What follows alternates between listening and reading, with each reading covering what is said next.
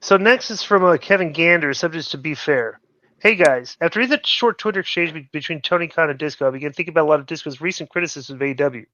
While I generally agree with Disco regarding quite a few of his criticisms, I feel as if he hasn't given AEW credit for addressing some of these concerns.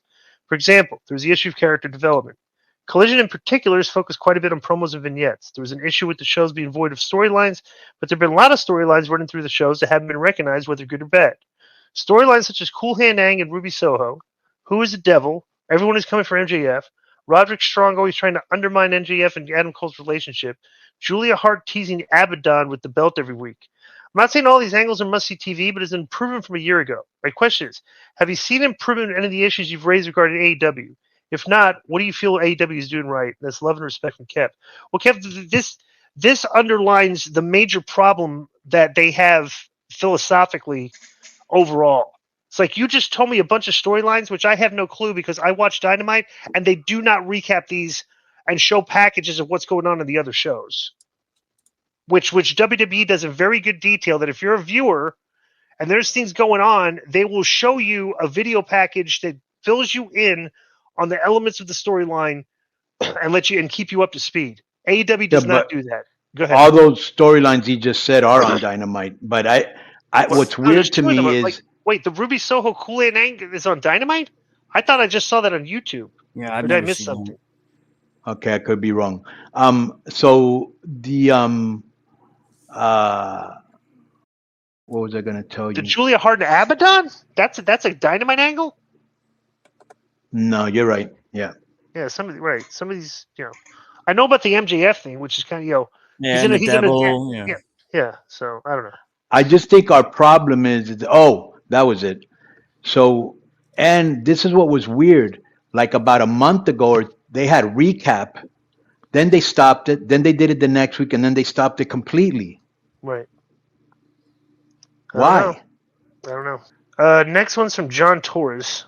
Greetings, Konnan. The subject is Meltzer cancer. Greetings, Konnan, Joe, and Disco. Just want to get your thoughts on Meltzer's tweet that I've attached, where he tweets that AW's problem is that they're telling too many stories. Guys like you, Bischoff, Cornette have said there's too many matches with no build, but it seems Meltzer is wanting even less story than they do now. P.S. Disco, I don't know that Sphere in Vegas was a real place. I thought it was just a pick of your nose. Let's suspend him for a week for this cheap shot. That's out of control. I'll show that tweet, Joe. Don't want to bring this up. So, guy tweets, Adam Burchill tweets, AEW's needing a complete reboot. The product needs to be character and story driven and not chasing 5-star matches from Dave Meltzer. I think maybe this guy listens to our show. Then Dave says, do people really believe this? Man, you've learned from deluded people. The product's problem is too many stories, not too few, as the average fan can't keep up with so many. All right, I want to say something here. There's another tweet, but Dave, somebody said, well, what, like list some stories. And he listed stories, and one of the stories that he was talking about was a storyline for Commander and Roderick Strong. Now they're going to wrestle a match. Dave calls this a storyline. It's like a minute 15 clip online. Commander's getting ready to cut a promo. Roderick Strong interrupts, and they jaw at each other, and they're going to have a match next week. Like Dave, that's not a storyline. That's you booked a match, and you said, okay, let's do something to get people interested in the match, and you do the 1-minute promo in the back where a guy interrupts a guy that can't speak English, and the guy does all the talking that they're going to have a match next week. That's not a storyline. A storyline is like, here's a perfect example. Even though they didn't do much, they haven't done much with Cross, okay? There was like 4 weeks of build-up before Cross and Drew ever wrestled each other. Like that story, like the episodic storytelling leading up to to a personal issue develops over weeks that leads to them having a match with each other that means something. Like a 1-week build is not a storyline. That's just guys like that. That's just a quick build for a match.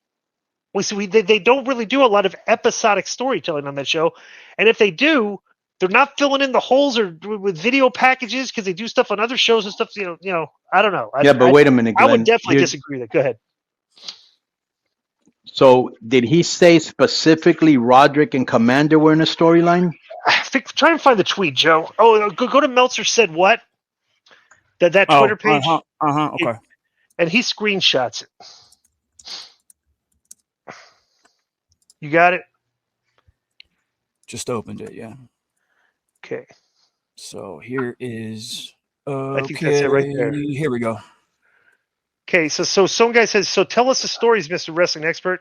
Jack Perry being the Masked Man, Moxley and Swerve, the women's division, and then Dave tweets, last night, Andrade and Miro long build, Sky Blue turn after long build, Acclaimed and Billy back after Masked Guys, Strong setting up bout with Commander, Rosa returning after 1 year, FTR versus House of Black long build, Lee versus Swerve. Like, that's it. Rosa returned after 1 year. That's not a storyline. She just came back and they announced she's in a match. Right. Like I don't and there's another one there that wasn't a storyline either. But anyways, so yeah, I originally thought that he was saying that Roderick Strong was in a storyline, and I thought, okay, so he is in a storyline with MJF, but he just challenged Commander to a match. But he's saying it's a storyline. Dave, come on, you know way better than that. Right. You've been watching That's wrestling not a for all these years. storyline. Yeah, you should know. Unless the only way it could be a storyline is if somebody in booking told you that they're going to start a program. Right. Because there's no way you could get storyline off of that. Right. That didn't even make me want to see the match. One guy spoke, the other guy can't speak, and he kind of looked like a schmuck. Right. Right. They just insulted the guy. They just wanted to insult the guy to his face. He didn't really get a comeback into this. Right. I think he probably didn't even understand what they said anyways. Right. I think at the end of the segment he was like this. Hey, what was that all about? Right. Hey. Yeah. But yeah, Dave had another funny tweet. Did you get that other tweet too, Joe? Yeah. Pull that other one up because this was interesting.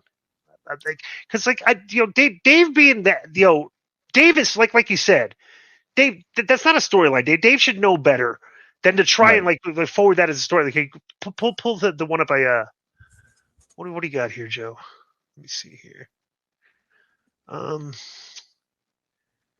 And I'm sure somebody will send this to Dave. And Dave, I know you won't come here, but if you want to, I'll go over there and discuss. Oh, here it is. Here it is. No. The ring. Keep going. Go back.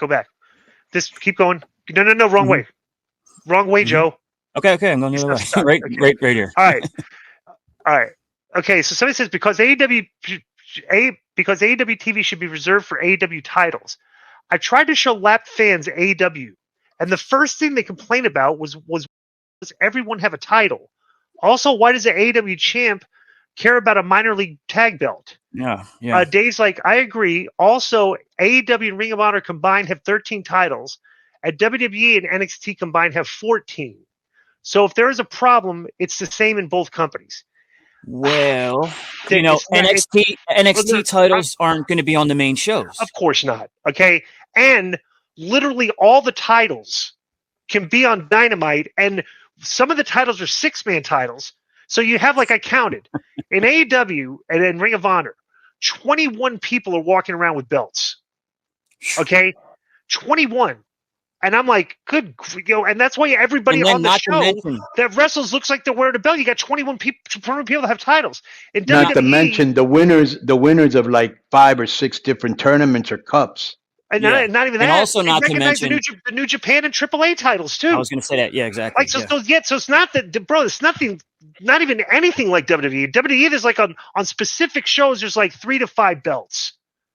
You got the tags, U.S. title, Intercontinental title, and the heavyweight championships. And they don't put all the NXT titles, all of them on one show. They spread them out. So that's. There's a definite problem in Ring of Honor in AEW because, like, dude, they, there can be a show where like 15 guys are walking out with a belt on, with your New Japan guys, the open weight and all this. Good grief, So, yeah, but Dave should know better than tweeting stuff like that because that's like an obvious like answer right there. Yeah, he knows the answer to that. Come on, right? So I don't know. It's kind of weird stuff.